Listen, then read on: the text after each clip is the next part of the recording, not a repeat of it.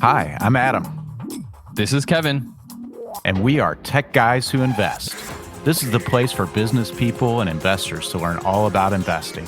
We offer a fresh perspective on what it's like to have a day job while investing, and we share lessons learned on our investing journey.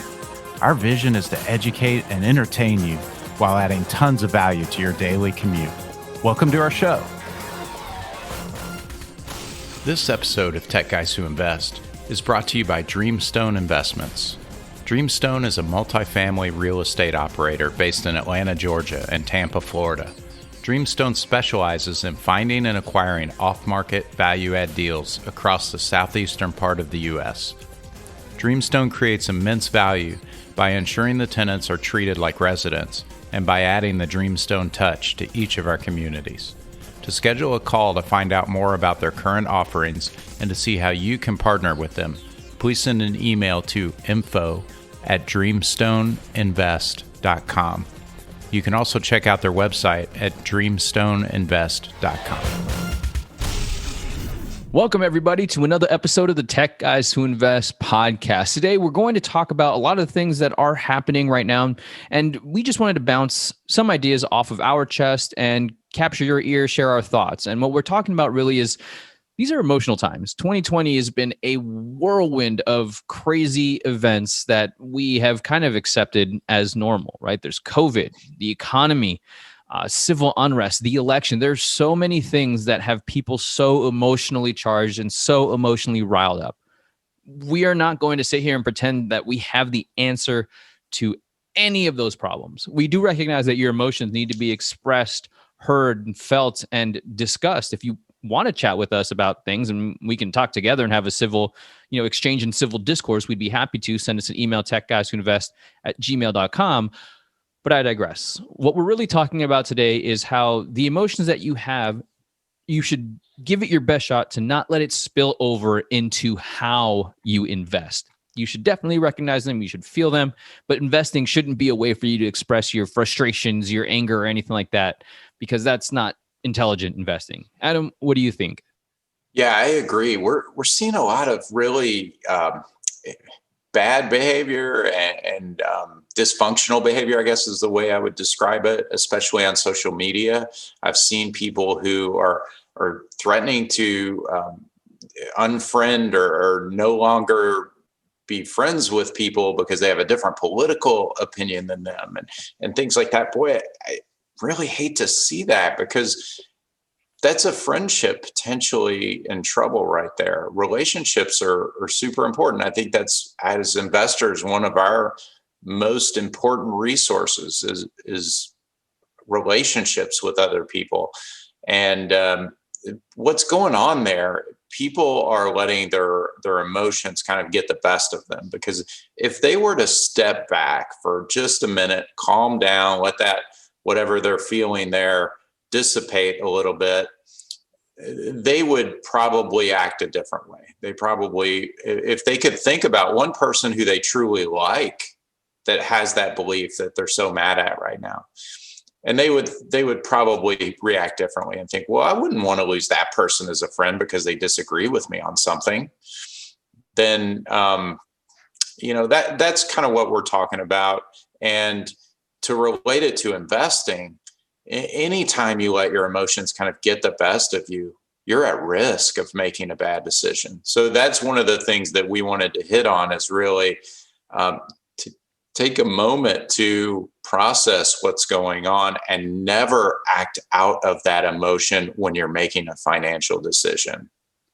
Yeah, absolutely agree with everything that you've said. When it comes to emotionally investing with emotions, the good thing about being in real estate or buying assets in the real estate niche is that it's harder to be impulsive. With stocks, for example, you could sell your entire portfolio with a phone call. You could sell it with the click of a button if you're managing it yourself, because you were upset or frustrated, or you saw something that just rubbed you the wrong way, or you get a tip and you're emotionally charged, but you may have misread it. My point is, you can, with that type of portfolio, you can be really impulsive if you let your emotions get the better of you. But for a single family, a multifamily, those would take a little bit of time to sell. enough time for you to at least pause and say, okay, is this really a wise decision? And then you could go back to your numbers, because math is not, there are no emotions in math. You follow the math, and math will tell you what to do. Does it make sense to sell right now? Does it make sense to buy right now? Based off of the numbers, that's how you should definitely be investing. And then there going to be policy changes. We're not experts in policy at all, any way, shape, or form. If you have any questions about that, we highly recommend you talk to your CPA. And if your CPA doesn't know, find a CPA that does, with regards to things like taxing, or when it comes to eviction laws. Will those change? Nobody really knows. There's still moratoriums as of for evictions and foreclosures as of the recording of this podcast on November 19th, 2020. Will that change moving forward? I don't know, right? That's where the power of having those relationships of a local attorney are huge and critical for your investing success. Yeah, a lot of what we're talking about here is emotional intelligence. There was a great book called Emotional Intelligence by, I believe, Daniel Goleman was the author. We'll put that in the show notes to be sure we get his name spelled correctly there. But good book on helping you kind of identify and understand what your feelings are, how you can kind of control them and use them to your benefit.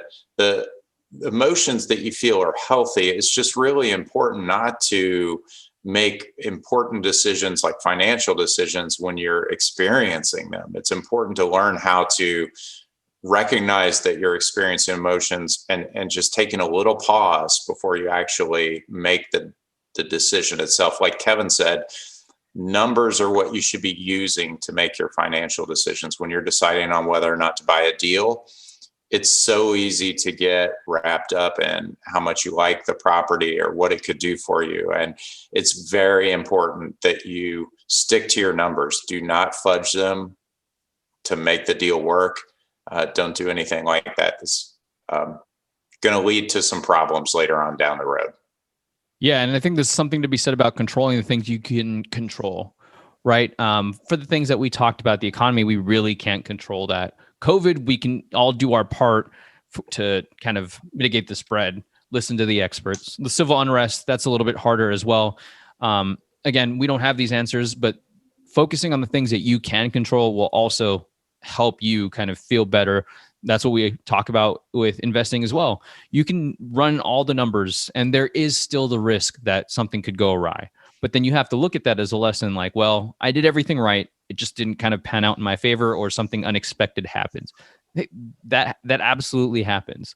If you, let's say, for example, for things you can control, if you bought a single family property with such thin margins because you thought you could make the numbers work, or as Adam was saying, you fudge the numbers just so that, excuse me, you buy with enough of a margin so thin that you could skate on ice kind of thing, and then something happens and you have to sell it and take it as a loss. You didn't really buy right there, right? You bought for whatever reason. Maybe you read an article, this is the new place to buy, or somebody told you something and you didn't really understand or didn't really do the numbers. So you kind of took those actions and mishandled it because of that emotional drive, if you will. So that's just an example. Being wise about what you're going to do, using your emotional intelligence to recognize that your financial intelligence and your financial success, there's a lot of it that is predicated on how well you can control your emotions. Yeah, I guess the last thing I'd like to say is be sure to be looking for opportunities no matter what the situation is. So I've also heard and seen a lot of people making comments about, well, if Biden gets elected, then we're going to have, these new taxes or these new laws or these new regulations or whatever it is. And I've heard other people, saying similar things about Trump and the decisions or policies he would make if he stays the president. Regardless of where you fall on that and what you're worried about, I would encourage you to look for the opportunity in whatever situation we find ourselves in, whatever environment we're in. Look for opportunities because they're going to be there no matter what happens. I mean, No matter who's the president, there are going to be opportunities one way or the other. And the trick is to kind of find those. And as investors, that's what we do, right? We're creative problem solvers. And so that's kind of something I'd like to leave you with. If you want to talk about any of this, if you'd like to reach out to me and Kevin and, as he said, bounce ideas, or you have some ideas you'd like to share, or if you have feedback for us, we'd love to hear from you. You can reach out to us at techguyswhoinvest@gmail.com.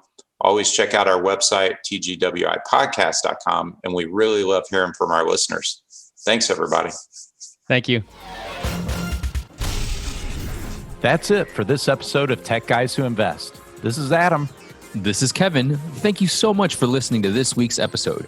Be sure to subscribe to the podcast for the latest episode updates and to receive additional investor insights to help you invest wisely and safely. You can join the TGWI Insiders community at tgwipodcast.com/subscribe. Lastly, we would love to connect with you. The best way to reach us is by sending us an email at techguyswhoinvest@gmail.com. Thanks, everybody.